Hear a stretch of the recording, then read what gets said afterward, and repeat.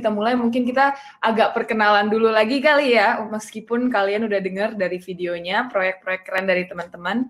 Mungkin aku duluan, namaku Faye Simanjuntak, aku moderator dari panel ini, dan juga selaku pendiri dari organisasi Rumah Faye. Kita bekerja untuk mencegah kekerasan, eksploitasi, dan perdagangan anak di Indonesia.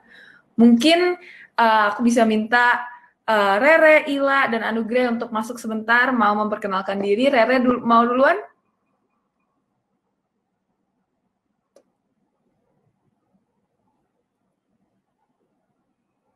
Atau Il? Oke. Hai semuanya, perkenalkan nama aku Amarilis Megans, biasa dipanggil Rere, umurku 15 tahun, dari Kota Magelang, Jawa Tengah. Proyekku ini Rumah Baca Megans, di mana tidak hanya berkonsentrasi pada membaca dan menulis, tetapi juga berkembang menjadi sebuah kegiatan multiliterasi atau kegiatan sebagai ajang pencarian ide, di mana saya dan teman-teman akan berkegiatan atau beraktivitas di luar ruangan untuk mencari berbagai ide untuk kemudian dituangkan dalam bentuk tulisan. Salam kenal. Makasih Rere, keren banget. Nggak sabar banget ngobrol lagi sama kamu. Mungkin Ila mau memperkenalkan diri juga?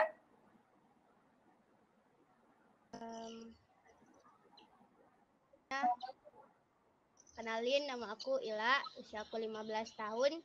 Jadi sama kayak Rere, aku bergerak di bidang literasi, di mana aku membuat sebuah perpustakaan di desa. Di mana perpustakaan ini bukan hanya kegiatan membaca.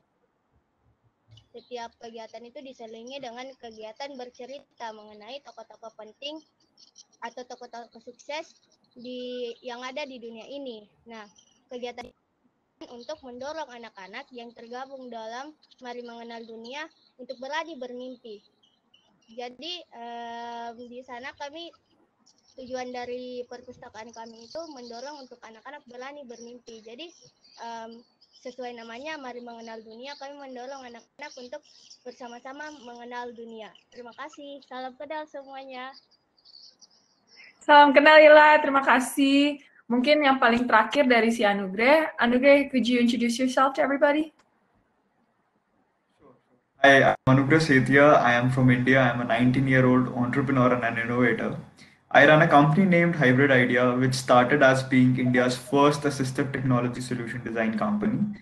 So that is, we made products for the specially able people. We worked across various disabilities, including transportation disabilities, autism, visual impairment, etc.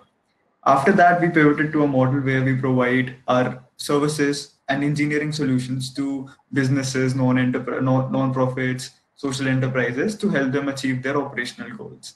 Under Hybrid Idea, we have something called Hybrid Labs. So at Hybrid Labs, we believe that young people, when they have a problem to solve and when they know what they're good at, they can do wonders. So we provide workshops to young people, help them identify what their problem is, help them analyze what their passion is, combine them both, and help them start a new venture. So that is what I'm doing, and very excited to be interacting with you all today. Thank you. Jadi keren banget ya teman-teman Anugrah sudah mungkin lebih fokus pada literasi teknologi di India dan membantu teman-teman difabel untuk mendapat akses ke teknologi yang cukup luar biasa ya. Jadi yang aku dengar dari ini semua teman-teman tuh mulai dari literasi fokus pada mungkin minat baca atau keterlibatan teman-teman kita ya dalam baca berita, terus akhirnya pindah kepada isu lebih multiliterasi gitu kali ya, bahwa ditarik dari baca dan menulis ke kegiatan-kegiatan lain. Jadi aku pengen tanya nih ya lebih lanjut tentang masalah-masalah yang teman-teman melihat gitu waktu pertama memulai kegiatan teman-teman. Mungkin dari Rere pertama ya. Rere kan mengawali perjalanannya karena Rere keresahan gitu ya, ngelihat kurang minat baca di kalangan teman-teman seusia Rere. Nah, menurut Rere sendiri, apa yang menyebabkan dari minat baca yang kurang di kalangan masyarakat tertentu? Jadi saya melihat itu ketika anak-anak masih usia dini, ketika rewel, orang tua akan langsung memberikan gadget. Tentu saja, benda pertama yang dikenalkan kepada anak adalah gadget. seharusnya ketika anak rewel, orang tua akan mendongengnya atau memberikannya buku. Walaupun belum bisa membaca, dia bisa melihat gambar-gambarnya. Jadi, anak-anak ketika usia dini sudah harus diperkenalkan kepada buku, sehingga kesadaran untuk pentingnya membaca itu akan tumbuh sendirinya di mindset anak-anak. Jadi, menurut saya, ketika anak-anak langsung diberikan gadget, itu kurang benar, karena seharusnya anak langsung diberikan buku, sehingga anak-anak pola pikirnya dapat berkembang dari membaca dan pengetahuan yang luas. Iya, jadi keren banget ya, soalnya berarti ini peran orang tua itu penting banget, bener ya, Re? Jadi nggak bisa cuman anak-anak gitu, tapi orang tua juga memiliki tanggung jawab gitu. Jadi aku juga kayaknya agak tertarik, soalnya kemarin Rere sama kita sempat ngobrol dikit ya, Re. Terus Rere kemarin pakai kata kecanduan gitu ya, bahwa banyak banget anak-anak sekarang tuh benar-benar tidak sanggup jauh dari HP atau dari gadget gitu. Jadi mungkin penting banget kita sadar terhadap penggunaan gadget sendiri dan juga minta orang tua kita untuk membantu gitu, biar kita lebih sadar gitu. Nah, kan kita juga tadi udah ngomong sedikit ya bahwa literasi itu tidak hanya membaca, menulis, tapi lebih dari itu harus ada keahlian-keahlian lain yang harus dikenali anak-anak pada masa zaman now gitu kali ya. Nah, menurut Ila nih, apalagi sih literasi atau keterampilan dasar yang harus dimiliki anak-anak untuk dapat mengenal lagi? Kemampuan literasi bukan hanya membaca dan menulis, tapi juga kemampuan dalam kemampuan untuk berpikir kritis. Anak-anak dapat mengolah informasi yang mereka dapatkan, dan apabila anak-anak nggak dapat mengolah informasi yang mereka dapatkan, maka mereka akan dengan mudahnya tergilas oleh zaman dan dapat juga menuai perpecahan karena tidak dapat mengolah informasi yang mereka dapatkan. Karena menurut Tolstoy sendiri bahwa pikiran kritis merupakan suatu proses yang sangat kreatif. Jadi berpikir kritis itu juga menurutku sangat penting untuk menjalani hidup, terutama dalam hal meraih mimpi. Dan seperti yang tadi yang aku jelaskan bahwa di desaku sendiri tuh banyak masyarakat yang berpikir mimpi itu nggak penting gitu, terutama anak-anak kaum perempuan. Jadi mimpi itu cuma kayak hal-hal yang membuang waktu gitu. Dan anak-anak perempuan didorong untuk nggak usah nih kalian mimpi tinggi gitu, selesai sekolah aja udah tuh dinikahin atau cari kerja gitu kan. Nah hal ini mempengaruhi mindset anak-anak yang ada di desaku gitu. Jadi dengan kemampuan berpikir kritis, menurutku ketika anak-anak mampu berpikir kritis, ketika disuruh nih misalnya udah nih berhenti sekolah aja, mungkin mereka akan lebih mengkaji lebih dalam gitu tentang keputusan yang akan mereka ambil. Terima kasih, Kak. Iya. Enggak, itu jawabannya menarik banget dan kayaknya ini sesuatu yang semua bertiga dari panelis-panelis kita itu sudah pernah ngomong dikit lah tentang anak-anak itu suka terlalu gampang percaya hoax gitu kali ya, karena kita nggak ada kapabilitas atau tidak diajarin kapabilitas atau skill untuk berpikir kritis. Nah, yang menarik itu bahwa pikiran kritis itu penting ya kalau dari si Ila untuk mengaplikasikan apa yang kita sudah belajar ke tindakan-tindakan kita. Benar ya? Bahwa kita tuh bisa menjadi bagian dari solusi, bukan hanya sekedar mendapat informasi. Jadi pikiran kritis itu keren ya. Jadi pikiran kritis itu bukan hanya pemikiran, tapi juga jadinya tindakan. Nah, aku pribadi setuju banget, seneng banget dengerin Ila ngomong tentang ini semua. Apalagi karena ini mungkin bisa diaplikasi banget ke anak-anak Gen Z. Tapi kita switch sedikit lagi dari semua multiliterasi dan masuk ke dunia literasi digital. Nah, aku pengen nanya ke Anugrah nih, seberapa penting sih literasi digital di dunia yang saat ini, terutama untuk anak muda? I might translate it for you, Anugrah. Yeah. I just wanted to ask a little more about why is digital literacy so important for young people to study today, and how is it relevant in this ever-changing world? So I personally think that digital literacy is one of the key skills that young people should have in the modern society. But digital literacy isn't just being able to use a computer. It's much, much more than that. And as technology becomes more important in our day-to-day lives, so does digital literacy. And as we all know, that technology is rapidly changing the way we work. It's increasing our productivity, changing the devices we use, turning us into better collaborators. I personally have been able to bring a change with digital literacy, as it opened up new opportunities for me, and from which I could help myself and my other colleagues and also other people. It has also connected me with other students and people with whom I have collaborated and made an impact through Hybrid Idea. Ya, awesome. Jadi emang kalau dari Anugerah sendiri, digital literacy itu sangat penting karena ya mungkin terutama kita bisa mendapat jaringan yang baru gitu ya sama teman-teman baru yang punya passion yang sama untuk mencari solusi untuk isu-isu yang sangat relevan ke kemauan kita sendiri gitu kali ya. Nah, kan tadi waktu kita perkenalan, kita udah dengar sedikit kali tentang proyek-proyek teman-teman. Nah, aku udah tahu dan dari video juga kita udah tahu semua dari Hybrid Ideas, Mari Mengenal Dunia, dan Rumah Baca McGains, kita tahu apa yang kalian mau melakukan. Dan yang aku suka banget itu bahwa kalian semua tengah-tengah proyek kalian adalah dengan keterlibatan anak muda, benar kan? Jadi semua fokus pada teman-teman, pada komunitas sendiri. Nah, aku pengen nanya nih ya, karena kita mungkin udah tahu udah cukup tahu tentang proyek-proyeknya sendiri. Aku pengen tahu apa sih perubahan yang terjadi sejak kalian menjalankan inisiatif kalian? Mungkin kalau Rere memulai boleh? Megans ini saya membuka latihan kepenulisan untuk anak-anak sehingga banyak anak-anak yang semakin semangat untuk menulis dan menghasilkan karya. Beberapa anak mengikuti berbagai kejuaraan dan lomba dan beberapa juga menang sehingga ini dapat menginspirasi anak-anak lain untuk melakukan hal yang sama, mengikuti lomba dan mereka lebih semangat untuk menulis lagi. Dan beberapa waktu lalu juga Rumah Baca Megans sudah meluncurkan buku antologi anak-anak yang berjudul Rumah Sejuta Warna. Orang tua dari anak-anak juga sangat senang karena anak-anak memiliki banyak kegiatan yang positif, tidak hanya melulu untuk bermain gadget. Jadi anak-anak menjadi lebih suka bermain dan mengeksplor banyak hal yang baru, lebih suka untuk membaca dan mencari berbagai macam pengetahuan dari sumber pengetahuan. Bagus lah ya, dan aku senang banget bahwa teman-teman bisa ikut lomba, terus pasti banyak yang menang juga kan, jadi keren-keren banget.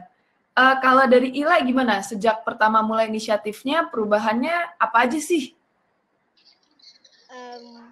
Kalau dari aku sendiri, karena Mari Mengenal Dunia, kita tuh selalu fokus tentang gimana caranya kita menggali mimpi dari anak-anak yang tergabung di Mari Mengenal Dunia. Karena dulu tuh sebelum mulai project, mimpi itu kalau kita cerita mimpi itu kita tuh malu gitu karena langsung dibilangin teman-teman itu cuma mimpi gitu. Jadi banyak juga anak-anak yang gak berani ceritain mimpinya sama temennya. Nah, ketika tergabung di Mari Mengenal Dunia, aku tuh lebih sering ngajak teman-teman untuk bercerita mengenai hal-hal apa sih yang ingin mereka lakukan atau mimpi mereka. Nah, ketika aku bangun Mari Mengenal Dunia, sekarang anak-anak yang mulai bercerita tentang mimpi mereka, tentang bahkan ada yang tertarik untuk menangani isu-isu sosial, mulai dari yang ingin menangani isu kesehatan, ada yang mau jadi dokter, ada yang mau jadi polisi buat nangkepin penjahat karena katanya banyak banget penjahat di dunia ini. Jadi tuh menurutku mimpi itu dari segalanya gitu. Jadi ketika mereka punya mimpi, mereka bakal usaha gitu untuk wujudin mimpinya.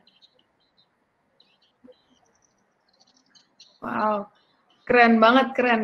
Jadi dari Rama Ila benar-benar motivasi ya bahwa teman-teman udah bisa ikut lomba, mau keluar, nggak terlalu kecanduan gadget. Dan dari Ila bahwa teman-teman itu berani mimpi, itu keren banget. Dan terus semangat lah, kirim salam dari aku.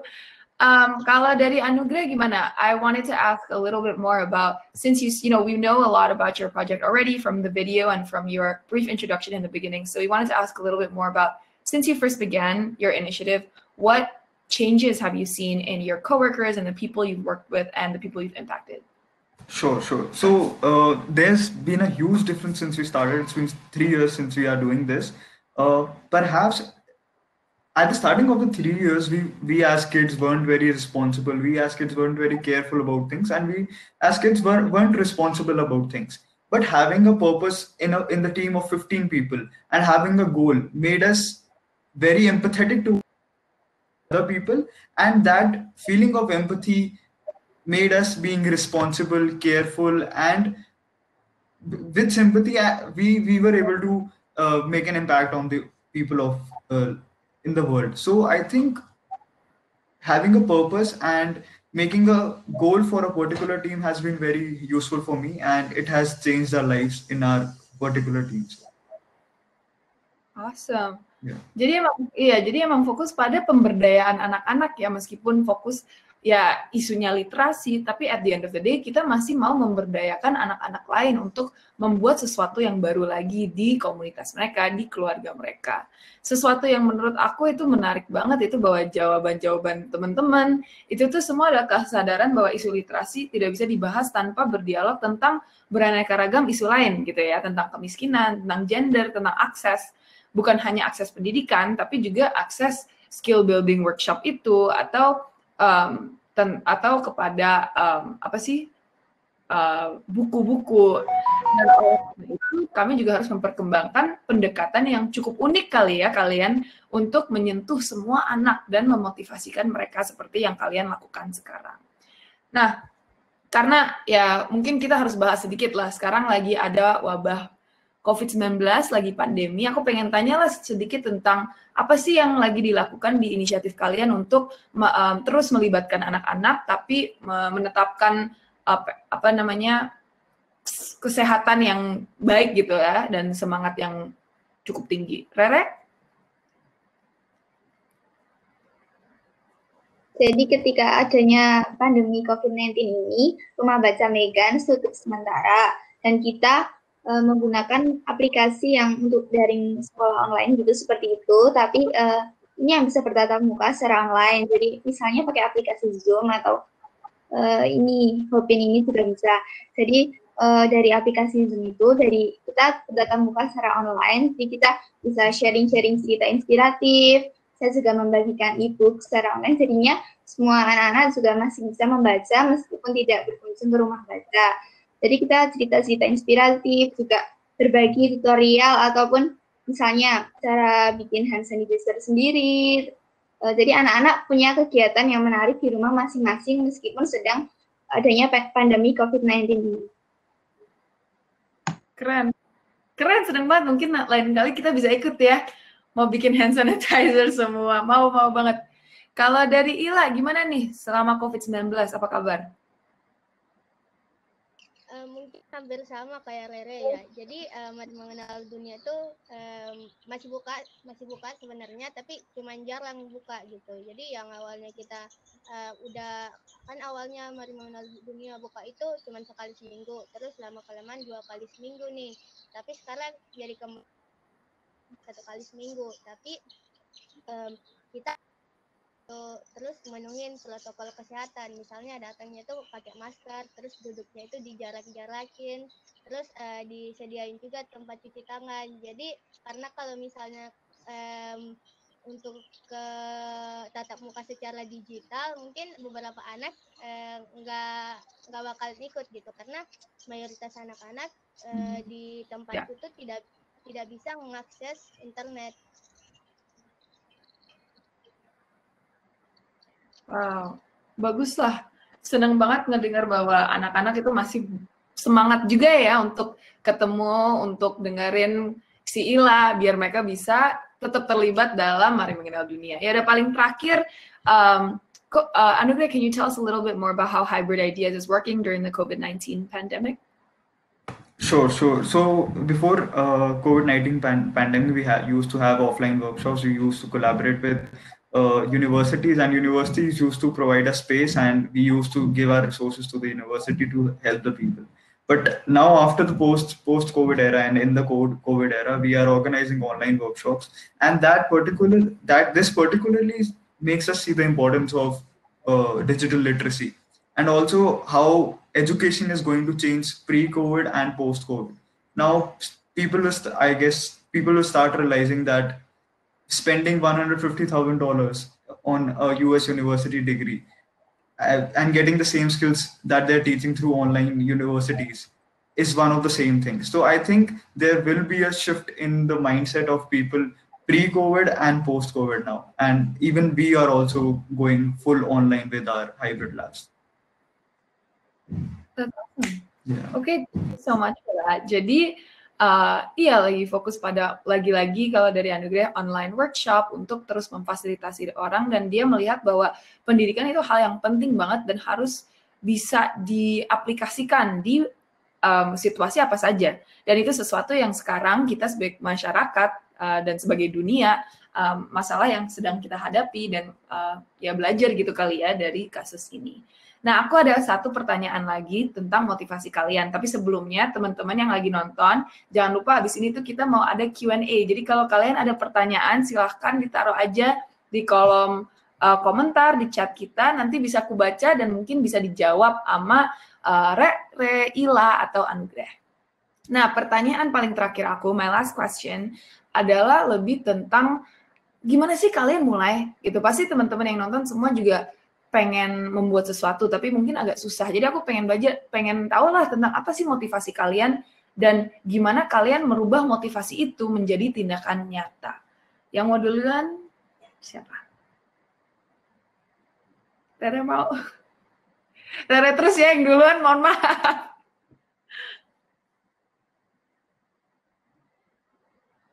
Jadi saya pertamanya mulai dari rasa peduli ketika melihat banyak anak-anak usia dini yang seharusnya dunia mereka itu bermain, belajar, mengeksplor berbagai pengetahuan baru, tetapi tergantikan oleh sukanya bermain gadget, jadi kecanduan, dan mengabaikan lingkungan sekitar hanya untuk gadget. Jadi dimulai dari rasa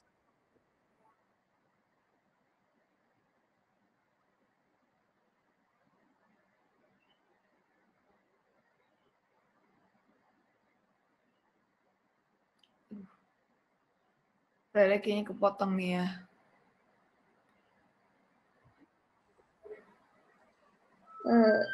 Jadi itu dimulai dari rasa peduli dan kesadaran kita masing-masing, tapi juga harus memiliki niat untuk bagaimana kita mengubahnya menjadi aksi nyata.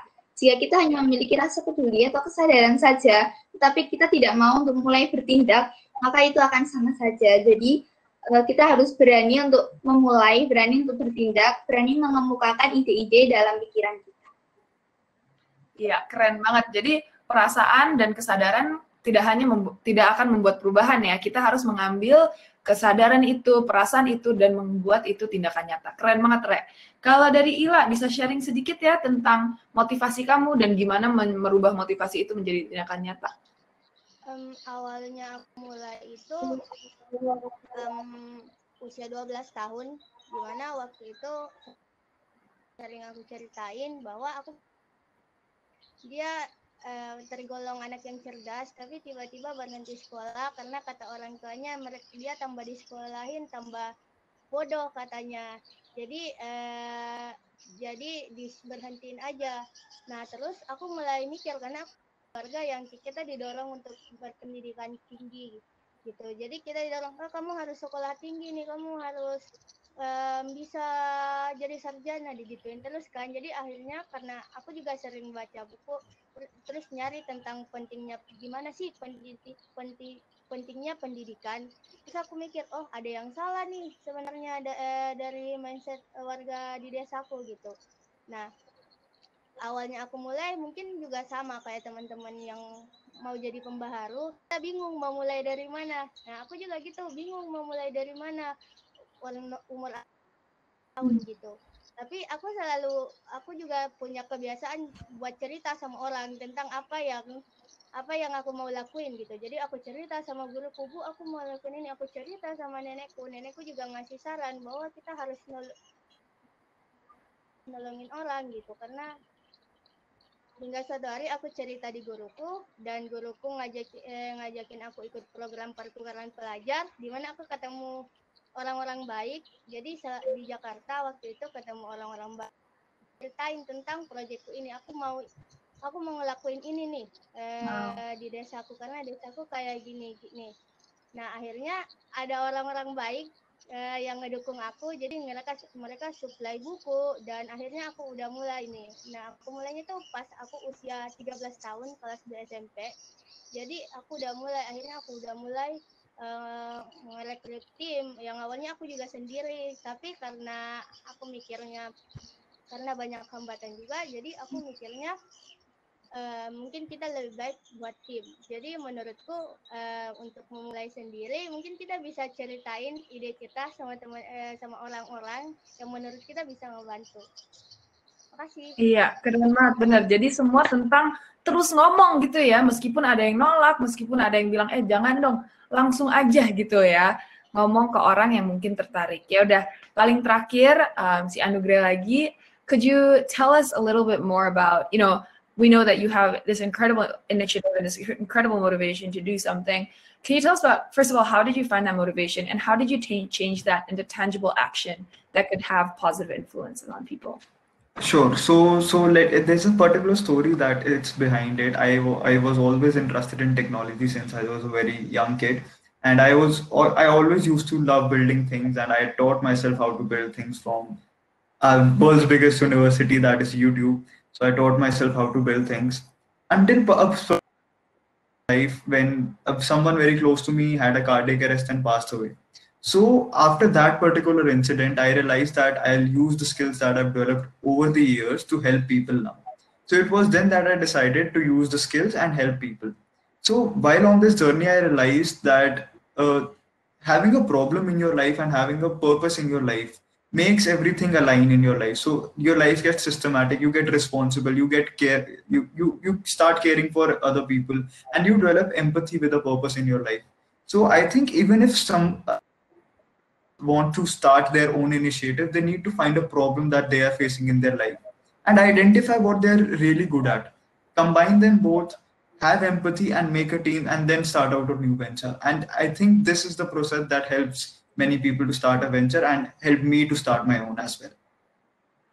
That's awesome. Yap, jadi sebenarnya keren juga ya, soalnya pertanyaan kalian bertiga itu tuh, ya kalau dari aku ya ngelihatnya itu sangat interconnected gitu ya, bahwa pertama kalau dari Anugrah kita harus mengidentifikasi masalah, kita harus melihat apa sih masalah itu dan bagaimana kita berperan untuk membantu.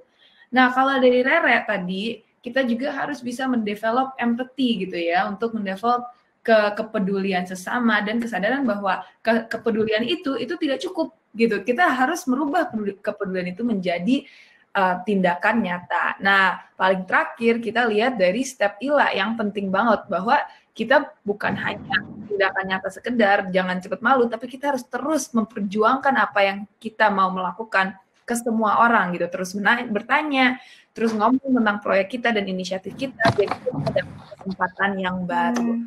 Oke, keren banget. Nah, kita masuk aja kali ya langsung ke sesi Q&A. Ini pertanyaannya menarik-menarik semua ya. Mungkin pertama ada pertanyaan dari Savana Mina. Dia mau nanya kepada kalian semua, Rere, Ila, dan Anugrah, bagaimana cara menghadapi orang-orang yang menolak atau tidak mendukung ide atau inisiatif kita? Gimana nih, siapa yang mau duluan? Aku boleh, Kak. Oke, Ila. Jadi untuk aku percaya bahwa setiap usaha yang kita lakuin pasti ada aja orang yang nolak gitu kan. Dan itu sebuah fakta sebenarnya. Jadi mau tidak mau kita harus beradaptasi dengan fakta ini gitu kan.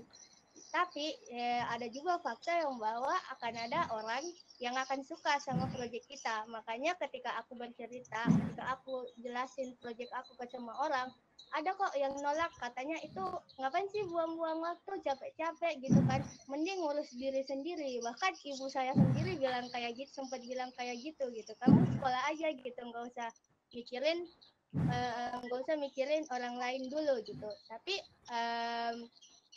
Tapi ya sama seperti yang aku bilang tadi, bahwa menurutku ketika aku nolong orang lain, aku juga percaya bahwa ketika aku nolong orang lain, aku juga bakal nolong diriku sendiri, karena aku juga orang gitu kan. Nah makanya aku lebih milih untuk nutup telingaku sama orang-orang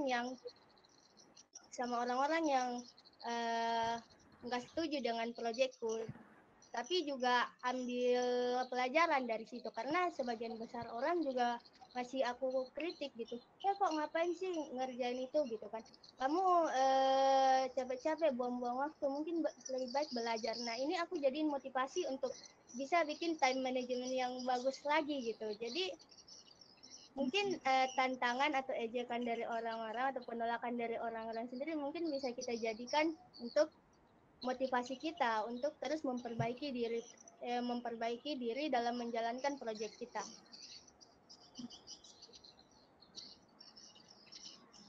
Oke, iya. Keren. Berarti emang kita harus memperlihatkan kepada orang bukan sukses juga ya, tapi dampak kita melalui lagi tindakan gitu. Ya udah nggak usah ngomong-ngomong, tapi memperlihatkan, look ini apa yang sudah saya lakukan. Rere, do you wanna go next atau?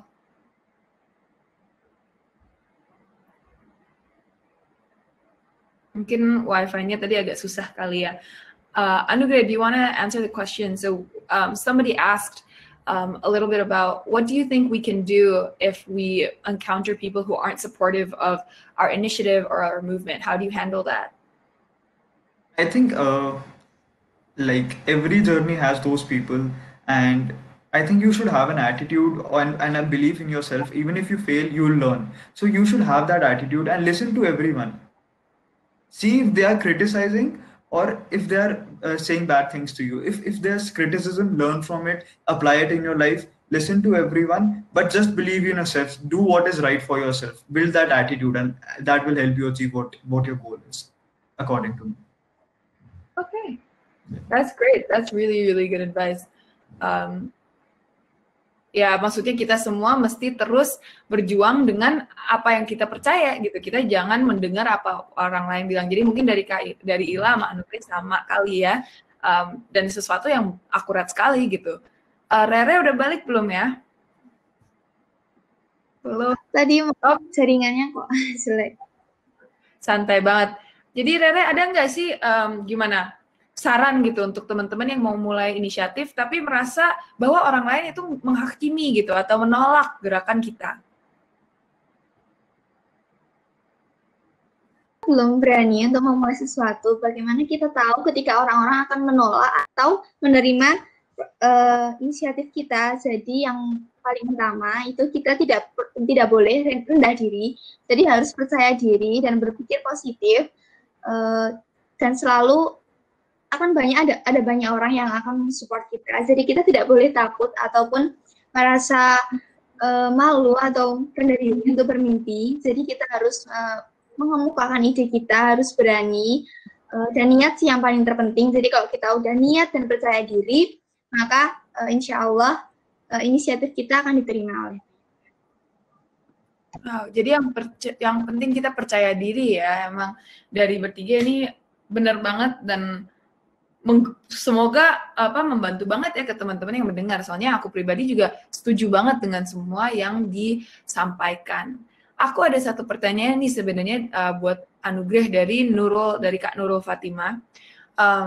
Mungkin aku langsung terjemahkan kali ya, karena teman-teman bisa baca di chat room. Anugrah, we had a question specifically for you, if that's all right.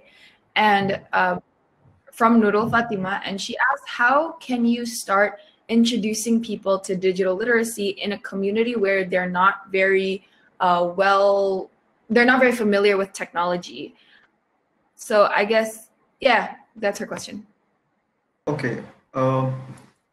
So perhaps this is where our government and everybody around us should be supportive for that, because like even the older generations now, even they aren't very digital literate, but the times are changing so fast that even if they personally don't change, they will be left behind. So we need to tell them the importance of digital literacy. We need to tell them that the world is changing now, and if they do not adopt to these things, they will be left behind. So like change is the only thing that is constant in our lives. So we should be telling them how it is important in their particular lives and how it will change their lives if they adapt that. And I think that will be a good strategy to help them and make them digital literate.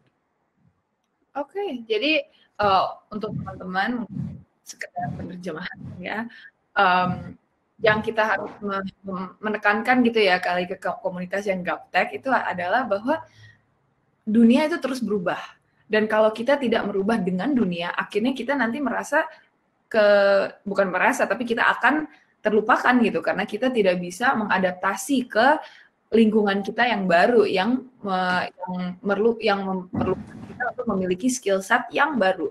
Jadi mungkin itu ya untuk menekankan ini dunia yang terus berubah dan kita harus berubah dengan dunia ini. Nah, mungkin ada satu lagi ya kali pertanyaan dari Q&A. Mungkin tentang dari Kak Tarin Prames. Ini mungkin lebih ke Anugrah juga karena fokus teknologi, tapi mungkin Rere sama Ila juga bisa jawab sedikit ya tentang bagaimana mengintegrasikan teknologi dan literasi agar anak-anak muda dapat tetap mempunyai minat baca yang tinggi di tengah kemajuan digitalisasi dan melatih mereka berpikir kritis. Jadi mungkin sebenarnya Ila sama Rere bisa banget ya jawab pertanyaan ini tentang gimana sih kita mengajar anak-anak teknologi tapi juga menekankan baca buku itu juga penting sekali. Mau Ila dulu atau Rere dulu baru kita ke Anugrah.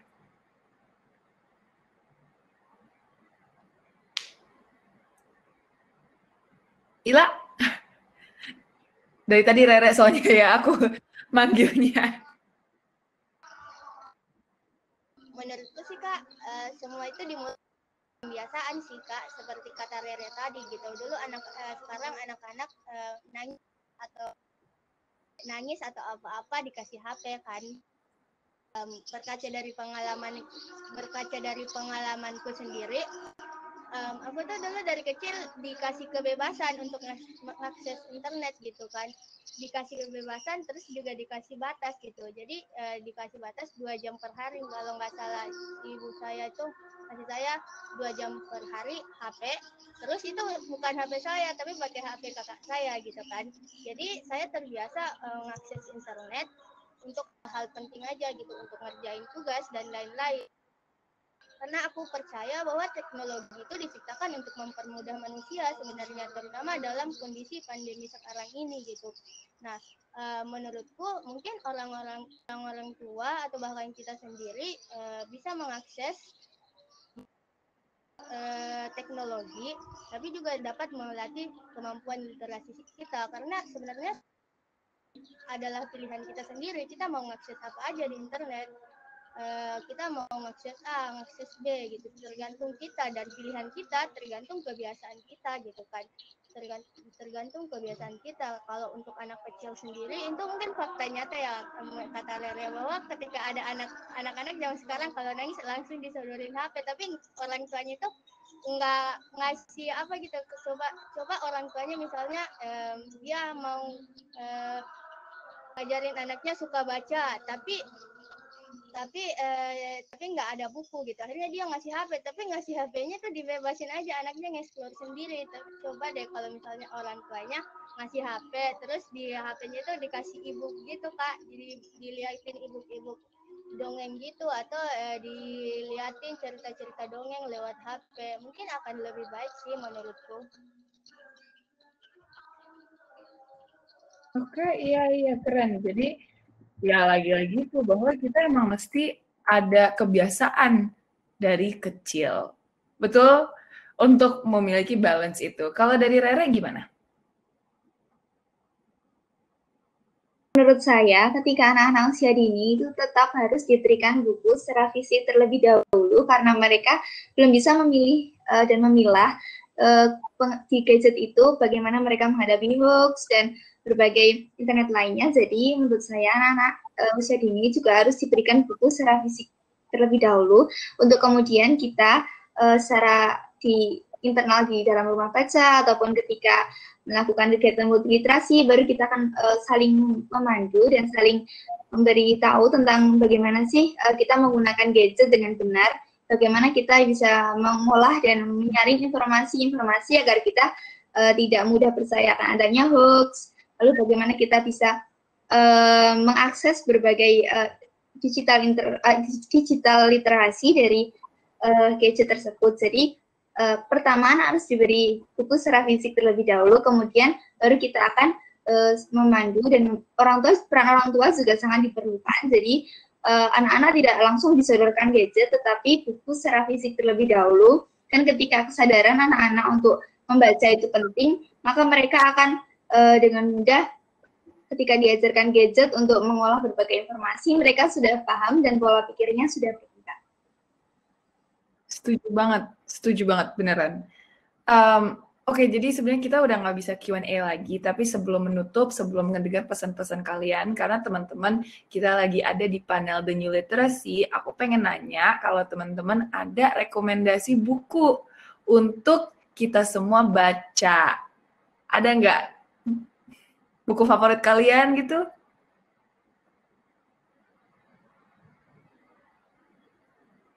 Ila?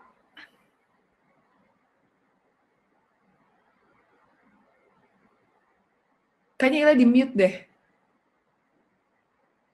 Ya,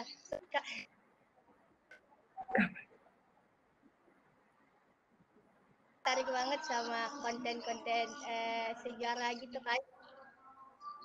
Sejarah sama pendidikan gitu kan. Ya, jadi aku biasanya itu baca kalau mau belajar tentang hal-hal yang berbau pendidikan, aku biasanya tokoh-tokoh Indonesia. Misalnya aku suka banget sama Ki Hajar sama Tan Malaka. Aku suka banget cara mereka cara mereka itu dalam merancang sistem pendidikan gitu loh, dimana itu bukan hanya berperan sebagai orang yang ngasih materi pelajaran, tapi juga sebagai orang tua maupun di sekolah ataupun di luar sekolah, karena guru itu tugasnya mengayomi murid-muridnya gitu kan. Nah, aku untuk aku sendiri itu aku nyaranin baca buku kalau yang mau dalamin tentang pendidikan, buku Memoir Ki Hajar. Aku lupa deh penulisnya siapa, tapi itu tebal banget bisa dibaca. Dan juga memoirnya dari Tan Malaka, dari penjara ke penjara. Keren. Kalau Rere? Tergantung sih sama usianya. Jadi kalau misalnya buat anak-anak mungkin buku cerita atau buku bergambar itu bagus. Kalau misalnya untuk remaja atau pelajar ya tidak hanya buku pelajaran, tetapi novel-novel juga ya. Kalau buat orang dewasa juga mungkin buku-buku dewasa atau parenting untuk anak itu. Tapi kalau aku sendiri sih saranin bukunya Dan Brown. Aku suka yang The Last Symbol, itu bagus. Oke, siap. Nanti pasti akan dibaca. Anugrah, I just wanted to ask, before we close off the panel, before you guys give your last messages, since we're talking about literacy, whether it be digital literacy or other forms of literacy, do you have a favorite book that you'd like to share with everyone? Should we do on literacy, or it should be any book? It can be any book. No. It can be a novel. It can be a biography. It's up to you. Okay, so it's a book named The Autobiography of a Yogi, and it's based on a yogi and teaches you about life and what is the things that are beyond us. And that book is my personal favorite, and I recommend everybody to read about that, especially the young people. You will get to know a lot about what life really is. Yeah. Awesome. Okay, jadi teman-teman ada dengar ya buku-buku favorit pembaharu luar biasa ini. Mungkin kalau kalian mau baca bisa jadi seperti mereka. Tapi emang kita semua unik sekali, dan aku nggak sabar banget ngelihat bagaimana teman-teman yang lagi nonton sekarang bisa membuat atau terus memperjuangkan inisiatif-inisiatif kalian. Mohon maaf tadi ada Q&A lagi, tapi sepertinya kita sebentar lagi harus selesai. Jadi aku mesti langsung aja minta pesan-pesan dari panelis luar biasa kita. Ini siapa yang mau duluan nih, Rere atau Ila? Atau kita mau suruh Anugrah duluan? Ada? Okay, we'll just go with Anugrah because you've been last this whole time. Could you give us your, last message? What you think everybody who's listening here should know in their journey to become a change maker? Sure. So this especially goes out to the young people in their lives. Find a purpose in your life and keep working towards that purpose, and things will align themselves. And also have a burning desire to solve problems, and do not live for yourself, live for others. Empathize. Do not sympathize with others. help them in their lives. Do not just tell them to get well soon, but help them get well soon. So that is what I mean. That is my message to the young people. Yeah. That's really good. Jadi pokoknya teman-teman kalian tuh harus nyari purpose, harus nyari arti di hidup kalian biar bisa juga mempunyai motivasi untuk membuat sesuatu untuk masyarakat kita. Ila, pesan.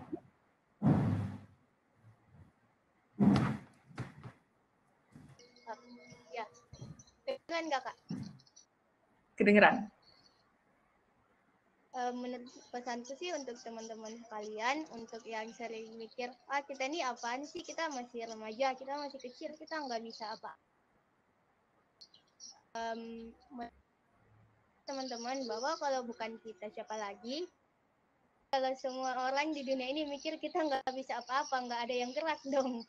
Jadi teman-teman, kalau bukan kita siapa lagi, dan kalau misalnya kita mikir dan nunda-nunda lagi, bentar aja, nggak bakal jadi.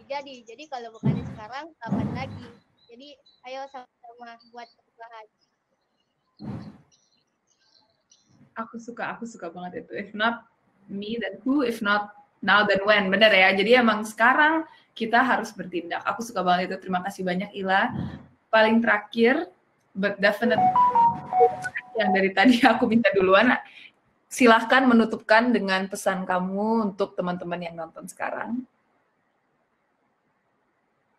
Menjumpai ketika banyak anak-anak yang merasa ragu ataupun takut untuk bermimpi dan mengemukakan ide. Jadi aku berpesan, jadi kalian harus tetap semangat dan harus berani untuk mengemukakan ide yang ada di pikiran kalian. Jika kalian nggak tahu caranya, maka tulislah. Jadi menulislah mulai dari hal-hal kecil. Karena dari hal kecil itu kita bisa menginspirasi orang lain bahkan mengubah dunia. Keren banget. Jadi pokoknya kita mulai dari hal kecil, kita mulai sekarang.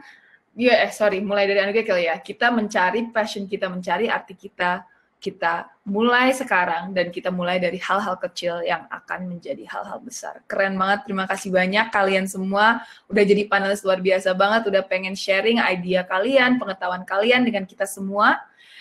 Untuk teman-teman yang lagi nonton, kita ada dikit call to action untuk kalian.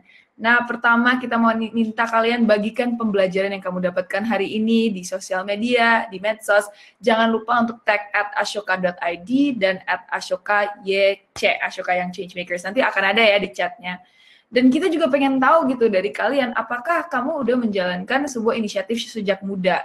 Dan kalau iya, bagikan dong cerita kamu dan jangan lupa untuk tag kami agar bisa ditampilkan pada serial kami. Nah, mungkin aku emang udah cukup terinspirasi ya dari teman-teman kita ini, dari Anugrah, dari Rere, dari Ila juga. Jadi aku pengen ngajak aja kalian semua untuk bergerak dan mulai memimpin sejak muda untuk membawa perubahan positif di lingkungan kita, di negara kita, dan juga di masa depan kita. Jadi kalau bisa sekarang kita pengen ngelihat aksi nyata kalian tuh apa sih gitu. Kalian merasa terinspirasi untuk bergerak di bidang apa gitu. Apakah kalian mendapat pengetahuan yang baru di literasi? Ayo langsung aja tulis di kolom chat, sharing tentang kegiatan kalian, inisiatif kalian, dan mungkin kalian juga bisa connecting dengan teman-teman agar bisa berkolaborasi untuk melakukan hal yang baru. Jangan lupa apa yang sudah disampaikan dari teman-teman kita yang luar biasa ini untuk terus bermimpi, untuk terus termotivasi, untuk cari arti dari hidup kalian biar kalian bisa menimbulkan perubahan yang berdampak panjang dan yang positif di komunitas-komunitas kalian. Terima kasih banyak sudah datang, terima kasih kepada Anugrah, terima kasih kepada Rere, dan terima kasih banyak ke Ila yang kayaknya connection-nya sudah keluar. Kalian semoga eventnya asik, semoga kalian belajarnya banyak. Setelah ini ada event balik ke main stage jam 11:10. Sampai jumpa, terima kasih.